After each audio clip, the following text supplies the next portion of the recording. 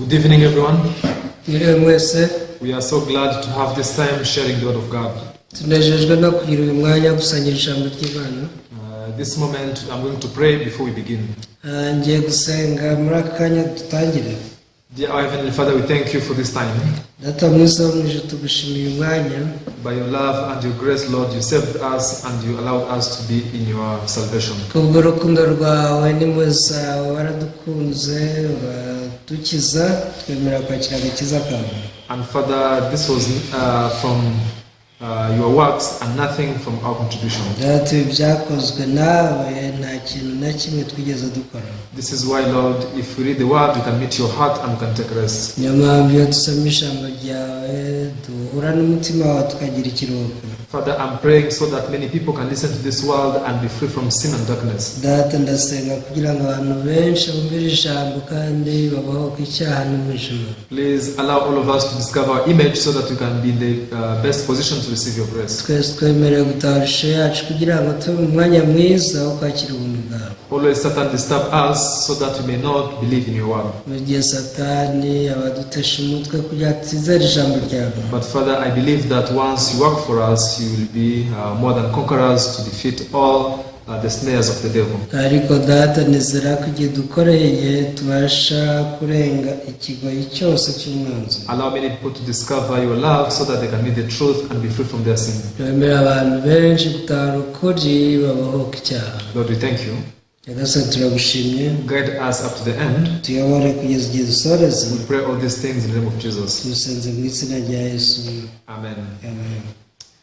So today we're going to read the scripture from the book of Luke chapter 18.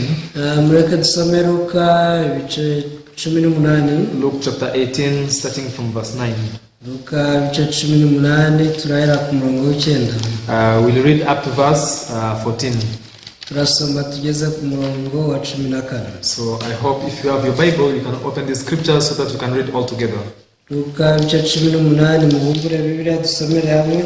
Yes, from verse 9 the Bible says, also he spoke this parable to some who trusted in themselves that they were righteous and despised others.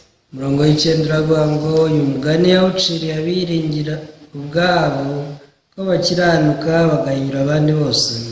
Two men went up to the temple to pray, one a Pharisee and the other a tax collector.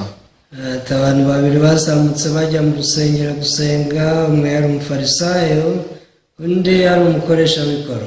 The Pharisee stood and prayed thus with himself, God, I thank you that I'm not like other men, extortioners, unjust, adulterers, or even as this tax collector.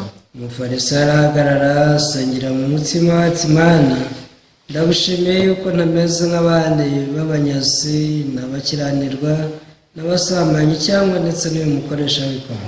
I fast twice a week, I give tithe of all that I possess. Iminsi 7 yose niriza ubusa kabiri nanga kimwe mu 10 mu byo nungutse byose. And tax collector standing afar off would not so much as raise his eyes to heaven, but beat his breast saying, God be merciful to me, a sinner. Naho umukoresha w'ikoro ahagarara kure yangara no kubura amaso ngo arebe mu ijuru, ahubwo yikubita mu gituza ati I tell you that this man went down to his house justified rather than the other, for everyone who exalts himself will be humbled, and he who humbles himself will be exalted. ati Mana mbabarira ko ndi umunyabyaha, ndababwira yuko umuntu yamanutse agiwe ari utsindishirijwe kuruta wa wundi, kuko wishyira hejuru azacishwa bugufi, ariko wicisha bugufi azashyirwa hejuru. Thank you very much. You have read up to verse 14. Murakoze cyane dusomye kugeza ku murongo wa 14. Yes, I believe this Bible is the word of God.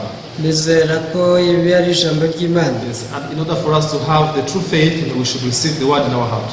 Kugira ngo tugire kwizeranya ko tugomba kwakira ijambo mu mitima yacu. Because God is Almighty, has done everything possible to solve our problems. Imana yakoze ibintu byose kugira ngo ikemure ibibazo byacu. Because He is Almighty. nuko kandi ishobora byose. Now God has put his heart and his plans in the Bible. Imana yashyize imigambi yayo n'umutima wayo muri Bibiliya, So we are able to meet him when we receive his word in our heart. bityo iyo twakira ijambo ryayo mu mitima yacu tubasha guhura nayo. However, if there was only the word of God, there could be problem. Gusa No problem. iyo habaho ijambo ry'Imana gusa byari kuba ikibazo. But now we see another presence of Satan who disturbed the word to enter in our heart. Iyo habaho ijambo ry'Imana ryonyine nta kibazo byari biteje, ariko hari ikindi kinyabutware tubona mu mitima yacu. And Satan disturbs the word of God to enter in our heart. Satani rero agerageza kubangamira ijambo ry'Imana ngo ritinjira mu mitima yacu. Then what does he use? Ese akoresha iki? He uses our thoughts, Akoresha ibitekerezo byacu, our own judgment. agakoresha guca imanza kwacu. Now, many people, when they follow such kind of things, the word of God seems to be nothing in front of them. Abantu benshi iyo bakurikiye bene ibyo bitekerezo, ijambo ry'Imana rihinduka imfabusa kuri bo. Yeah, because we are all accustomed to believe in ourselves. Twese tumenyereye kwizera. There is no way we can believe the word of God at the same time as we believe in ourselves. Rero mu gihe twizera ntibyakunda ko twakwizera n'ijambo ry'Imana. Now, in the Bible, God wants to teach us this lesson very strongly. Muri Bibiliya Imana yashatse kutwigisha iri somo neza. You are the person who should not trust in yourself, Uri umuntu utagomba kwizera, because what you think is different from what God thinks. kubera ko ibyo utekereza bitandukanye n'ibyo Imana yibwira. The ways of man are far away different from the ways of God. Inzira za muntu zihabanye cyane n'inzira z'Imana. Therefore, if you want to believe God properly, we need to forsake our thoughts, our ways. Rero igihe ushaka kwizera Imana nyabyo, ugomba kureka inzira zawe n'ibitekerezo byawe. Whenever we make a decision, whenever we make a judgment, Igihe cyose dufata umwanzuro, always we judge based on our experience, dufata umwanzuro tugendeye ku bunararibonye bwacu, what we have learned, ibyo twize, the way we were taught, uko twigishijwe. and how these things become an obstacle from the word of God to enter in our heart. Ibi byose bihinduka imbogamizi ituma ijambo ry'Imana ritinjira mu mitima So yacu. I want us to share this today. Ndashaka ko iki tukiganiraho uyu Even though munsi. many people want to believe in God and receive God's blessings, Nubwo abantu benshi baba bifuza kwizera Imana ngo bakire n'imigisha yayo, everyone goes to church, they want to go to heaven, abajya mu rusengero bose bashaka kujya mu ijuru, but continuously there is this question mark in their hearts. ariko iteka bafite akabazo mu mitima yabo. How come I don't have true rest in my heart? Baribaza ati kuki nta kiruhuko cy'ukuri mfite mu mutima? Why do I struggle with sin always and I fail? Kuki mpora mpatana n'icyaha kandi ngatsindwa buri gihe? How can I stand righteous in front of God at the day of the judgment? Ni gute nahagarara nk'umukiranutsi ku munsi w'urubanza imbere y'Imana? All these questions that we ask ourselves, Ibibazo byose tuba twibaza, especially the so-called believers, so-called church-goers, by'umwihariko abitwa abakristo cyangwa abajya mu rusengero bizera, they have no solution to these questions. usanga badafite ibisubizo by'ibibazo. So many people misunderstand that they think they are lacking of courage. Abantu benshi bagira ubushobozi bagatekereza ko icyo babura ari imbaraga. All I need is to pour much effort in believing and serving God. Akavuga ati icyo nyine ni ugushyira akanyabugabo n'umurava mu kwizera Imana. However, when you closely, it's not that they are lacking courage or determination. Ariko iyo ubyitayeho neza usanga atari uko babura akanyabugabo cyangwa se kwiyemeza. Instead, they have not yet discovered the heart of God. Ahubwo ni abantu bataratahura umutima w'Imana. When you discover the heart of God, then believing in God will be very easy. Uramutse utaye umutima w'Imana, kwizera Imana bizoroha cyane. You don't need to struggle and do not try very hard. Ntabwo uzaba ugikeneye guhatana ndetse no kugerageza cyane. Because first of all, you discover that in the world of God, only God is the one who is at work. Ikintu uzatahura mbere y'ibindi ni uko mu isi y'Imana, Imana ariyo ikora yonyine. And God does not involve the works of man in his works. Imana niba ishaka kwakira imirimo y'umuntu ngo uyivange n'iyayo. You know, such way God has already expressed in the Bible, and God wants us to meet this way. Rero inzira ngiyo Imana yayisobanuye muri Bibiliya kandi Imana ishaka ko tuyakira. When students go to school, abanyeshuri bagiye ku ishuri, so there are those who are unable to go to university hari abatabasha kujya muri kaminuza because they did not reach the standard required by the government. kubera ko batakwije ibisabwa na leta. Yes, even though all of them have passed the exam, nibyo koko bose batsinze ibizamini. you know, those who passed at a very low grade, hari abatsindiye ku manota makeya, so they are just given a category of pass. bene abo bemererwa gukomeza. However, there are others who have a distinction. ariko abatsinze ku manota hejuru, Also, you have others who have great distinction.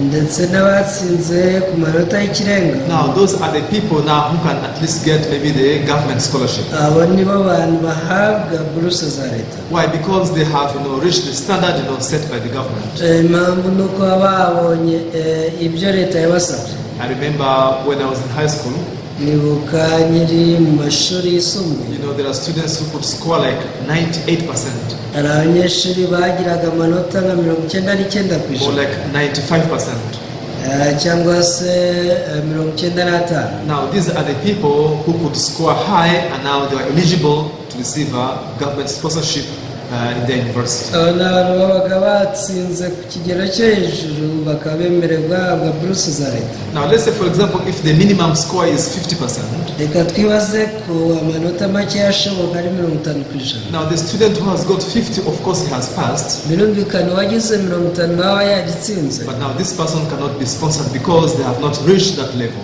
ariko uyu nguyu ntabwo afashwa ko atageze ku rwego rusabwa. Now, as you believe in God, also there is a certain standard set by God. mu gihe twizera Imana hariho ikigero fatizo cy'Imana. And God wants us to know His standard that He has required. kandi Imana ibishaka ko tumenya ikigero fatizo cyayo. Therefore, should not be just satisfied now with what we have achieved. ntabwo rero tuba tugomba kunyurwa n'ibyo twe twagezeho. Because as many people believe in God, kubera ko mu gihe abantu benshi bizera Imana they live comparing themselves to others. babaho bigereranya n'abandi. And when I think that I'm better than my neighbor, batekereza ko baruta bagenzi babo. I'm very happy. I feel that I'm a good Christian. bakanezerwa bati twe turi abakristo benshi. Surely God will bless me.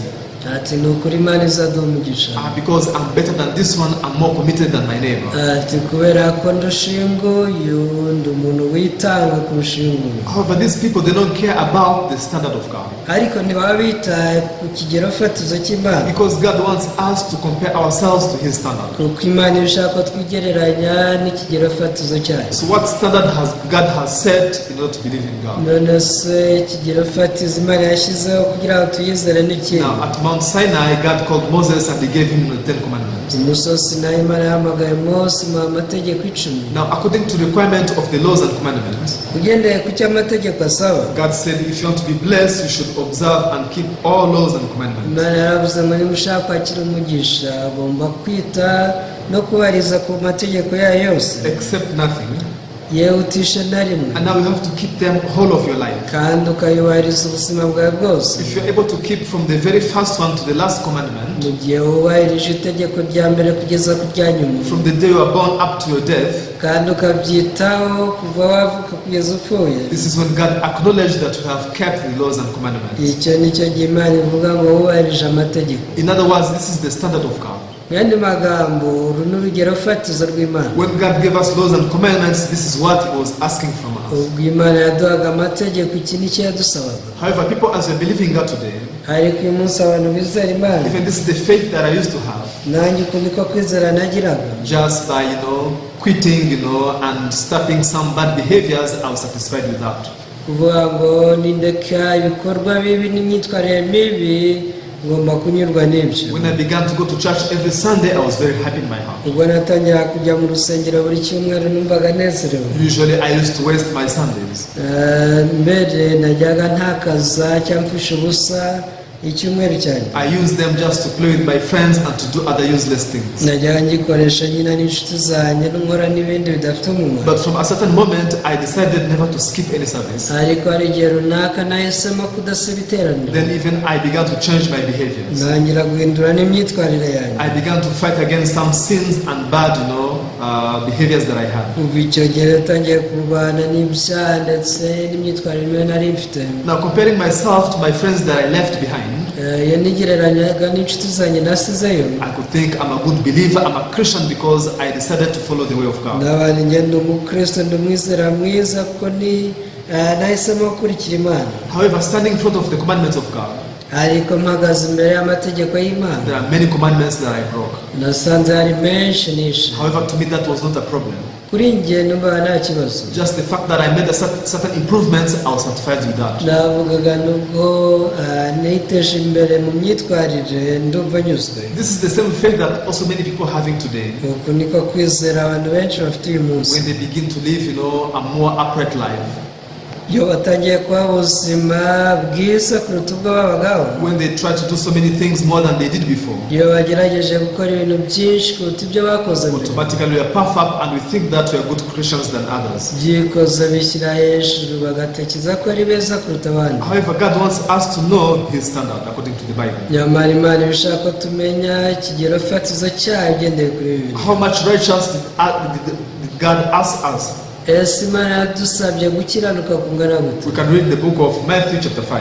twasoma muri Matayo ibice 5. Please open up Matthew chapter 5 verse 48. reka mbasome mufungure Matayo ibice 5 umurongo wa 48. Now here there is one word spoken by Jesus concerning the standard of God. hari ijambo Yesu yavuze avuga ikigero fatizo cy'Imana. Matthew chapter 5 verse 48. Matayo 5:48. Here the Bible says, therefore you shall be perfect just as your Father in heaven is perfect. aragira ati namwe mube mukiranutse nk'uko so wo mu ijuru akiranuka. Now the perfection asked by God, gukiranuka Imana yadusabye, He said you shall be perfect as your Father in heaven is perfect. ni ugukiranuka kumeze nk'uko Imana neza, Not become more perfect than you used to be before. atari ukukiranuka kuruta uko wari umeze mbere, It's not becoming more better, more perfect than your neighbors or the people you are together with. atari ugutungana kuruta abaturanyi bawe cyangwa abantu muri kumwe. However, the Bible says that we should attain the level of God. ntabwo bidusaba ko tugera gukiranuka kw'Imana. Then who can reach this? none ninde wagera? There is no one who can reach this. nta n'umwe wabikora. Even who knows this first of all? ubundi se ninde ubizi ibi ngibi? So many people don't know even this. hari n'abantu benshi batabizi. Because if they had known this, they would not have been satisfied with the efforts that they make. iyo bamenye ibi ntabwo bari kunyurwa n'umurava bagize. However, if you receive the grace of God, ariko iyo wakira ubuntu bw'Imana, you'll be able to discover that what I have achieved is not what God has required. nicyo gihe utahura ngo ibyo nagezeho si ibyo Imana isaba. My level is different from the level of God. ikigero ngezeho si ikigero cy'Imana. However, so many people, they are deceived by their thoughts. ariko abantu benshi bashwa n'intekerezo zabo. This is why they testify in this way. niyo mpamvu bajya batanga ubuhamya I received salvation because I quit drinking. nakira agakiza ko naretse inzoga. Or I was a great liar, but these days I lie no more. narabeshyaga cyane ariko sinyibeshya. Don't you see that's a proof that I received salvation? si cyo si igihamya cy'uko nakira agakiza. Now I was a very short-tempered person and I fought a lot. najyaga rwose ngira umushinya mwinshi nkarwana cyane. But these days, I'm very good and gentle to my neighbor. ariko ubu ngubu ndi umuntu mwiza kuri bagenzi banjye. Don't you see that I have received salvation? si cyo si igihamya cy'uko nakira These agakiza. days I don't skip service. uyu munsi nyisiba amateraniro. Every Sunday I could go to the bar and drink. buri cyumweru najyaga njya mu kabari kwinywera. So many people are satisfied with the efforts they made. abantu benshi banyurwa n'umurava bagize. However, most of them, they don't know what is the requirement of God. ariko abenshi ntibaba bazi icyo Imana isaba. If we get to know what is the standard of God, uramutse umenya igipimo cyangwa urugero fatizo rw'Imana, then we can be ashamed of ourselves. ni ukuri wagira isoni. Now Jesus said here, yesu yaravuze ati you shall also be perfect as your Father in heaven is perfect. namwe mwe mukiranutse nk'uko so wo mu ijuru akiranuka. So how perfect is God? none Imana ikiranuka ku kihe kigero? God has no sin. Imana nta cyaha igira. God has no evil in him. Imana nta kibi kiba muri yo. God is 100% righteous. He is perfect and holy. gukiranuka kw'Imana ku kigero cy'ijana ku ijana kuratunganye. However, something stranges. hari ikintu kidasanzwe. People, they say, from now on, I'm going to decide. abantu baba baratunganye kubyiyemeza. What does it mean? bivuze icyo? It means in the past, I lived a different life from what I'm committed. bivuze ngo mbere nabaye ubuzima butandukanye nubwo niyemeje. Which means if you commit sin already, bivuze ko wamaze gukora ibyaha. now you no longer have a chance even to attain that same level of righteousness of God. rero icyo cyonyine kivuze ko udafite ubushobozi bwo kugera kuko gukiranuka kw'Imana. If you say that from a certain moment I dedicated myself, nimba uvuze uti kuva iki gihe iki n'iki narabyiyemeje. that means in the past you have already committed sin, you have broken the law. bivuze ko mu gihe cyahise wishe amategeko. So you don't even have a chance to reach the level of righteousness of God. rero nta mahirwe gisigaranye yo kugera ku gukiranuka kw'Imana. Now, dear followers, bakundwa, if you listen to this and realize this fact, nimwumva iki kintu kandi mukagitahura, I believe that all of your life, all of your faith life will change. nizera ko ubuzima bwanyu bwose buzahinduka. That must be why Jesus said like this. hari impamvu Yesu yavuze ati You should be as perfect as your Father in heaven is. mwe mukiranutse nk'uko so mu ijuru akiranuka. That means your own perfection, bivuze ko gukiranuka kwawe, the human righteousness, gukiranuka k'umuntu, the human goodness is not acknowledged by God. ineza y'umuntu rwose Imana ntiyemera. This is why Jesus required, the same perfection as niyo God's. mpamvu Yesu yasabye gukiranuka nk'uko Imana. However, many people are just satisfied with the fact that they did some effort and they achieved more things. ariko abantu benshi banyurwa n'uko biteje imbere bakagira ibyo bageraho. So to the student that scored 50% or 60% in the national exam, mu kizami cya leta umunyeshuri wagize 50 cyangwa 60%. of course maybe he's better than those who fail. birumvikana abaruta babandi batsinzwe. But now if he does not score 95%, ariko nimba atagize 95, then he cannot be admitted to receive the government scholarship. ntabwo ashobora kwemerwa ngo ahabwe buruse ya leta. This person cannot go to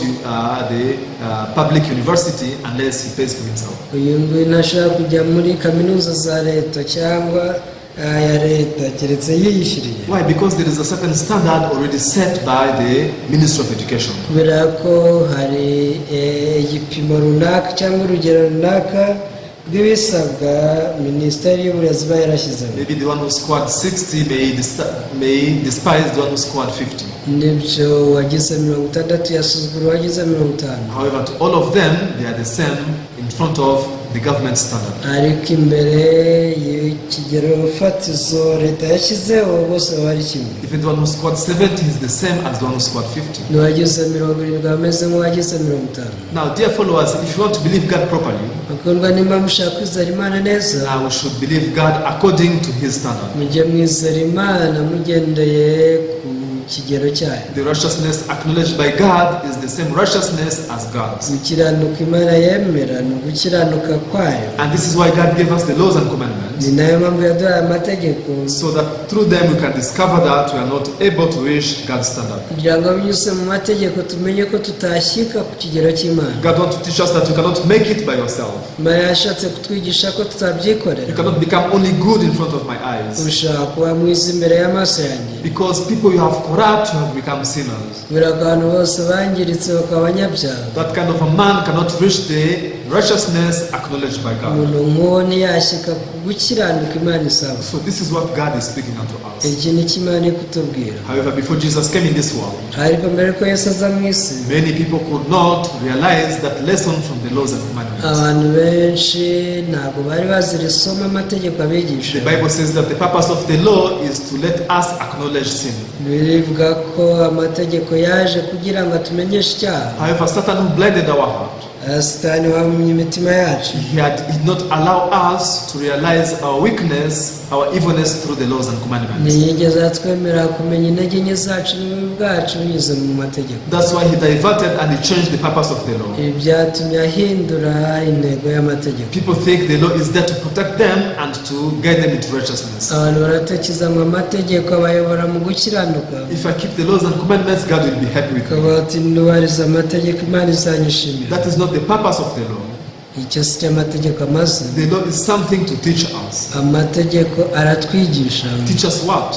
atwigisha iki? Our limitation, imbibi zacu, our true figure before God, ishusho yacu y'ukuri imbere y'Imana, the true nature that we are born with. We are able to learn it through the laws and commandments. akamero kacu tubasha kukiga binyuze mu mategeko. Even before I knew this, I was a person who used to try very hard, struggling to keep the laws and commandments. nanjye mbere yuko menya ibintu ari umuntu uhora ahatana ngerageza kubahiriza amategeko. Yes, apparently it seemed like I'm achieving a certain change. ku bigaragara byasaga naho hari impinduka. One day I quit drinking. igihe kimwe naretse inzoga, One day I quit smoking.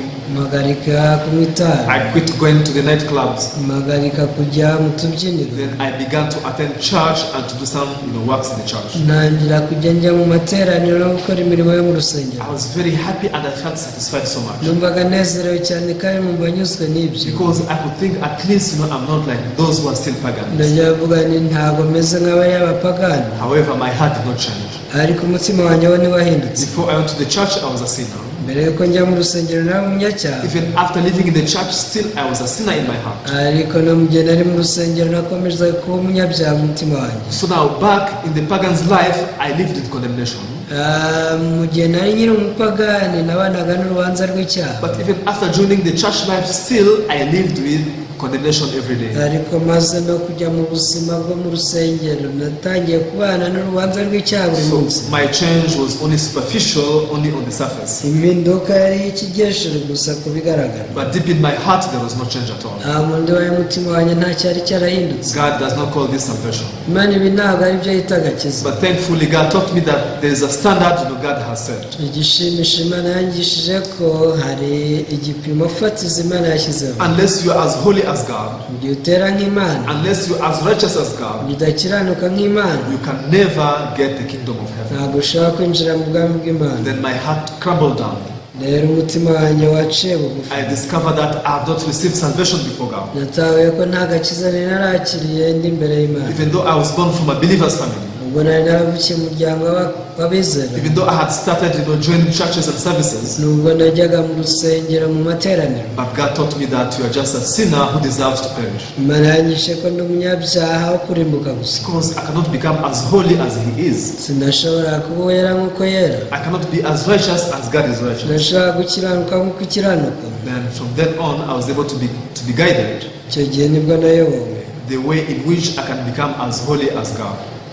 nayobowe inzira nshobora guhindukiramo umukiranutsi wera nk'Imana. That way was clearly explained in the Bible. Iyo nzira yasobanuwe na Bibiliya. So the story that we read today, Inkuru twasomye none in the book of Luke chapter 18 from verse 9, yo muri Luka igice cya 18. now this is a parable that Jesus gave.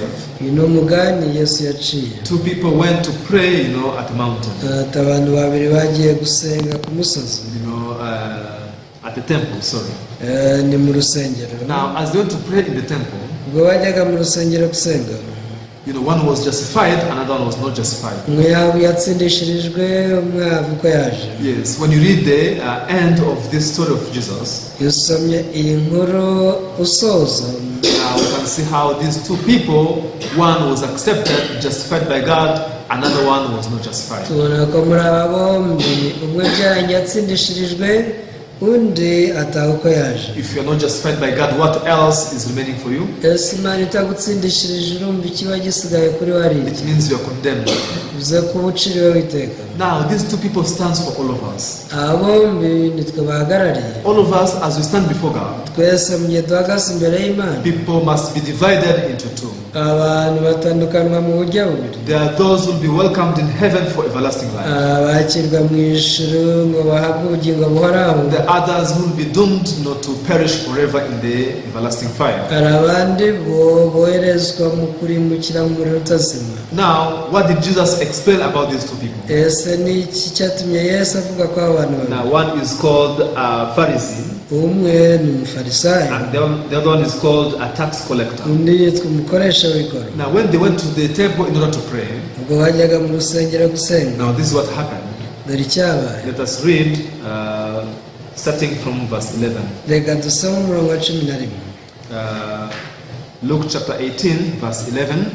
Luka ibice 18 umurongo wa 11.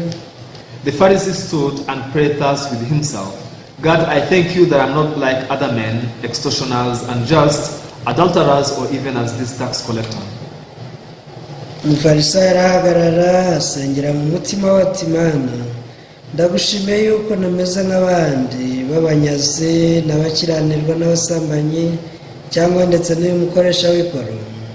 Now we can see the heart of this Pharisee. Ubu tubasha kubona umutima w'uyu mufarisayo. God, I thank you that I'm not like other men, extortioners, unjust, adulterers. Aravuga ati, Mana, ndagushimira yuko ntameze nk'abandi b'abanyazi n'abasambanyi n'abakiranirwa. Me, I'm different from others. Njyewe ntandukanye n'abandi. Other people are evil, Abandi ni babi, but me, I'm a good person. ariko njye ndi mwiza. I'm a godly person. Ndi umuntu rwose ukunda Imana. I'm a good believer. Ndi umwizera. I do the works of God. Nkora imirimo y'Imana. This man was very proud of himself. Rwose yari yifitiye ishema. And now we can see that he was satisfied, with the faith life that he lived. Yaranyuzwe no kwizera ngo abana nako.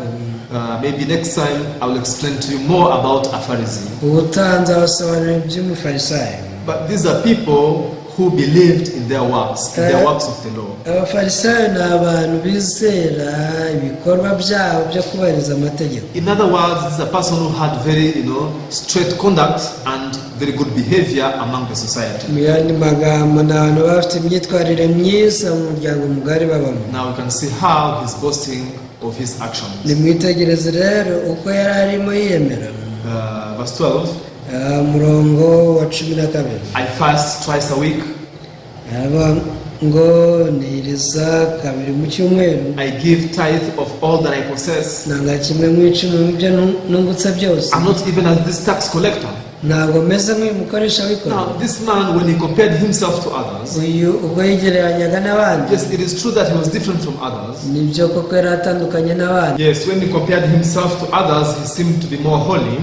Mu gihe yigereranyije n'abandi bisa naho aba yera kubarusha. However, if he compares himself to God, ariko igihe yigereranyije n'Imana, he's a very dirty person who deserves to perish. ni umuntu uhindanye wo kurimbuka. So now God wants us to know his standard. Imana rero ishaka ko tumenya ishingiro ryayo. We should not be just satisfied now with the efforts that we have made. Ntabwo tugomba kunyurwa n'umurava twashyizemo gusa. However, we should know what does God require. Ahubwo dukeneye kumenya icyo Imana idusaba. Then if you reach that requirement of God, uramutse ugeze ku icyo kigero Imana isaba, this is when God can accept you. icyo nicyo gihe Imana ishobora kukwemera. Even these two people who went before God, abantu bombi ubwo bajyaga imbere y'Imana, now they stand for all of us. aba ngaba rwose nitwe bari bahagarariye. What do you rely on as you stand before God? Ese ni iki wishingikiriza iyo uri imbere y'Imana? Don't you rely on your works just like this Pharisee? Ese ni wishingikiriza ku mirimo yawe nk'umufarisayo? Now we can see another person called the tax collector. Ariko turabona undi muntu witwa umukoresha w'ikoro. Now verse 13. Umurongo wa 13. Luke chapter 18 verse 13. Luka 18:13. And the tax collector, standing afar off, would not so much as raise his eyes to heaven, but beat his breast, saying, God be merciful to me, a sinner. Nawe umukoresha w'ikoro ahagarara kure, yangara no kubura amaso ngo arebe mu ijuru, ahubwo yikubita mu gituza ati, Mana mbabarira kuko ndi umunyabyaha. Now we can see the position of the heart of this tax collector. Dushaka kubona aho uyu mutima w'uyu mukoresha w'ikoro wari uri. Now, as it was his turn to pray to God, Ubwo yari ageze igihe cyo gusenga Imana, he had nothing to show to God. nta kintu yari afite cyo kwereka Imana. Now, he had no achievement that he could boast of. Nta kintu yari yarageze na kimwe yakwirata. He realized that he's an evil, a pitiful person more than the rest of others. Abo yataye ko ari umuntu mubi uteye agahinda kuruta abandi bose. And now he could not even compare himself to others, yigeze yegereranya n'undi muntu, because he realized that I'm a very sinful person, I'm the dirtiest person. kubera ko yataye ko ari umunyacyaha kandi wanduye kuruta bose. All people in the world, they are divided into two. Abantu bose mu isi bigabanyijemo ibice bibiri. And now there are people who stand before God like this tax collector. Hari abahagarara imbere y'Imana nk'uyu mukoresha There w'ikoro. are also others who try to stand before God like this Pharisee. Hari n'abahagarara imbere y'Imana nk'uyu mufarisayo. Now, according to the position where you belong, Ugendeye rero ahantu uhagaze, that will determine your fate. ibyo nibyo bizerekana igeno ryawe. Now, after praying to God, we can see what happened later. Nyuma yo gusenga rero dushaka kubona icyabaye. Then you can see Jesus now here, he made a judgment. Yesu yatanze umwanzuro. Verse 14. 14. I tell you, this man went down to his house justified rather than other, for everyone who exalts himself will be humbled, and he who humbles himself will be exalted. Ndababwira ko umuntu yamanutse agiwe ari gutsindishirijwe kuruta wa wundi, kuko wishyira hejuru azacishwa bugufi, ariko uwicisha bugufi azashyirwa hejuru. Yes, now here the Bible is talking about justification. Bibiliya kuvuga ku gutsindishirizwa. Now the man who had nothing to boast before God, uyu muntu utari afite icyo yakwirata imbere y'Imana, Jesus says that he's the one who was justified, Yesu yavuze ko ari we watsindishirijwe rather than the person who was filled with many things to show to God. kuruta wa wundi wari wuzuye ibintu byinshi yereka Imana. Now when you talk about justification, Iyo tuvuze ku gutsindishirizwa, now justification, starts from the person who has become guilty. bitangirana n'umuntu washinzwaga icyaha, And then you are able to be justified from your guilty, from your evilness. ariko ububi bwe ndetse n'urubanza yari yaciriwe akaza gutsindishirizwa n'umucamanza. To those who understand Kinyarwanda well, bumva ikinyarwanda neza. Justification, comes, from the verb to lose or to be defeated. Gutsindishirizwa bitangirana n'inshinga yitwa gutsindwa. Yes, and those who has been defeated, abatsinzwe rero, they are the ones who can be justified. abo nibo bashobora gutsindishirizwa. Now this is the position of this man called the tax collector. Rero aha ni uyu mukoresha w'ikoro yari ahagaze. Now because he failed to keep the commandments of God. kubera ko yatsinzwe kubahiriza amategeko y'Imana. He failed to do good in front of God. yari yananiwe gukora icyiza mu maso y'Imana. He realized that there is a person who is only defeated by sin in his life. yataye ko ari umuntu wari waratsinzwe n'icyaha mu buzima bwe. Now automatically his heart was in a good position to be justified. yikoze rero umutima wese ujya mu mwanya wo gutsindishirizwa. And this is why Jesus came in this world. iki cyatumye Yesu aza mu isi. Jesus came down this world not to justify those who have failed. Yesu yaje mu isi ngo atsindishirize abatsinzwe. So now this tax collector, he was not better than the Pharisee. rero uyu mukoresha w'ikoro ntabwo yarutaga umufarisayo. He was not better than anyone. nta muntu n'umwe yarutaga. Now because of that, he could be accepted because of the works of Jesus. ibi rero byatumye yemerwa kubw'imirimo ya Yesu. This is what justification means. iki ni cyo gutsindishirizwa bivuze. Now the person who has triumphed on himself, umuntu wanesheje ku bwe, he does not need to be justified. ntaba akeneye gutsindishirizwa. And now this is the person like the Pharisee in this story. uyu rero niwe mufarisayo muri iyi nkuru. Now God who gave us the laws and commandments through Moses, Imana yaduhaye amategeko binyuze kuri Mose. he wanted us to learn this very important lesson. yashatse ko twigira isomo ry'ingenzi. God, I have nothing to speak before you. Mana, nta kintu mfite navuga imbere yawe. There's nothing I can boast of myself. nta kintu nakwirata. I'm not better than anyone. nta muntu n'umwe nduta. I'm a very sinful person. ndi umunyacyaha gusa. I'm a person who deserves to perish.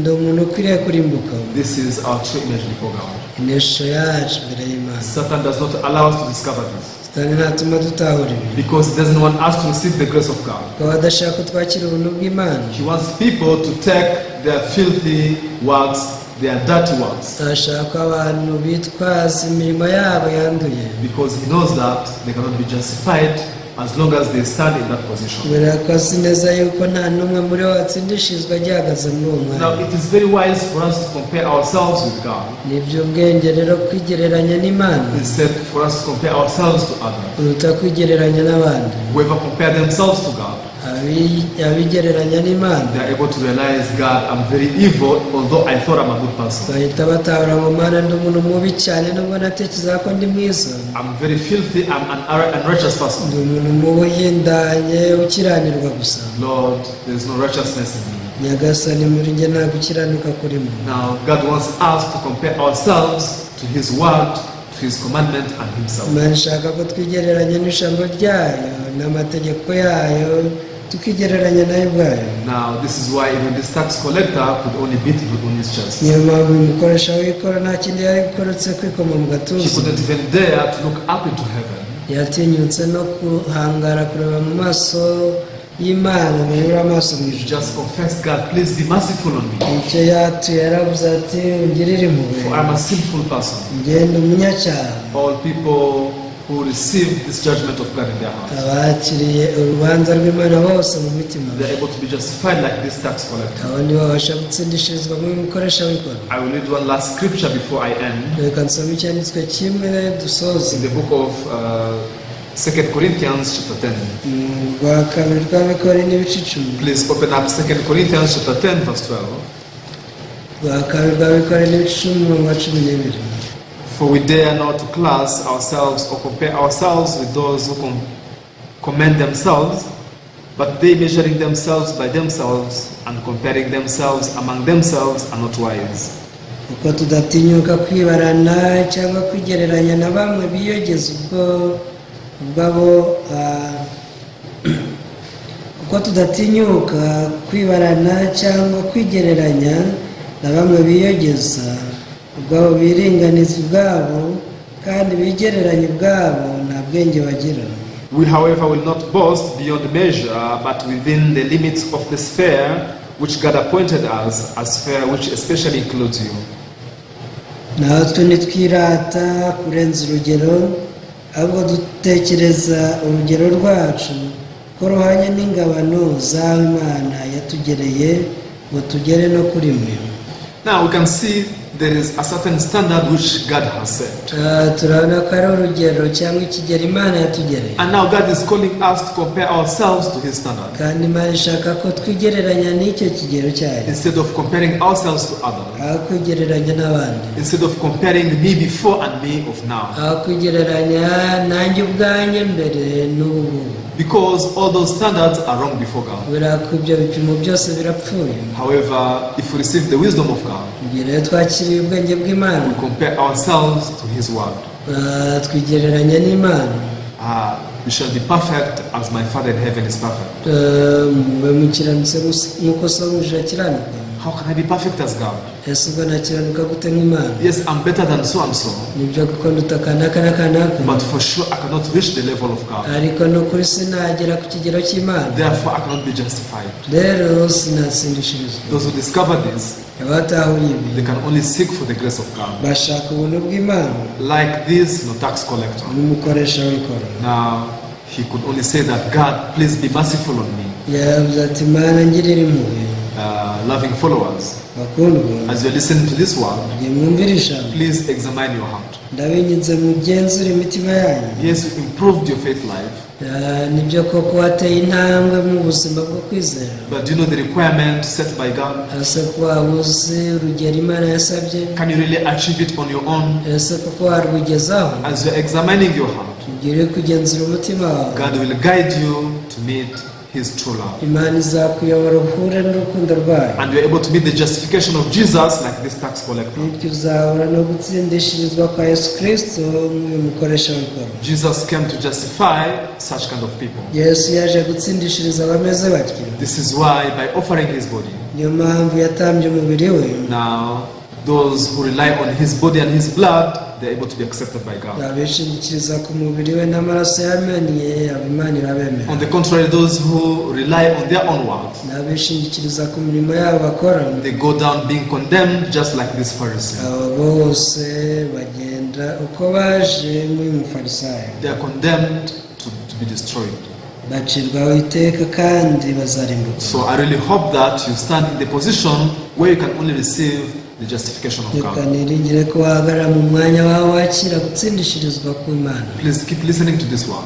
Jya ukomeza wumvire ijambo. I believe that God will guide you into the perfect salvation. Nizera ko Imana izakuyobora mu gakiza gatunganye. Yes, thank you very much. Murakoze cyane. So today we can share up to here. Umunsi turasoreza hano, Let us pray. dusenge. Father God, we thank you for this evening. Data Mana, tugushimira umugoroba. Lord, for many times you have been living not knowing your standard. Nyagasani, twabaye tutazi ishingiro ryawe. Because of that, we were cheated by Satan so easily. Kubera iyo mpamvu twashutswe na Satani byoroshye. However, God, I am so thankful that you have given us this chance. Nyamara Mana, ndagushimira ko waduhaye amahirwe. And now you have revealed this precious gospel unto us. None duhishuriye ubutumwa bwiza bw'igiciro. Allow all people who listen to this word to realize where they should stand and meet Jesus Christ. Wemera abantu bose bumvira ijambo batahura aho bagomba guhagarara. Our eyes deceive us. Amaso yacu aradushuka, We tend to think that we are better than others. tugatekereza ko turuta abandi. Whenever we compare ourselves to others, Iyo twigereranyije n'abandi we think we are great people. tubona dukomeye, However, if we compare ourselves to God, ariko iyo twigereranyije n'Imana we will realize that we cannot make it. tubona ko turi ubusa tutabigeraho. Then we will be in the best position to receive the grace and the justification of Jesus. Icyo ni cyo gihe tugera mu mwanya mwiza aho twakira ubuntu bw'Imana no gutsindishirizwa. Father, please keep helping us Komeza udufashe, and allow us to meet your heart through the Bible. wemere ko duhura n'umutima wawe binyuze muri Bibiliya. We thank you. Turagushimiye. We pray all these things in the name of Jesus. Byose tubisanze mu izina rya Yesu. Amen. Amen. Yeah, thank you very much. Murakoze cyane. I hope to see you next time. Ngiye kuzongera kubabona n'ubutaha.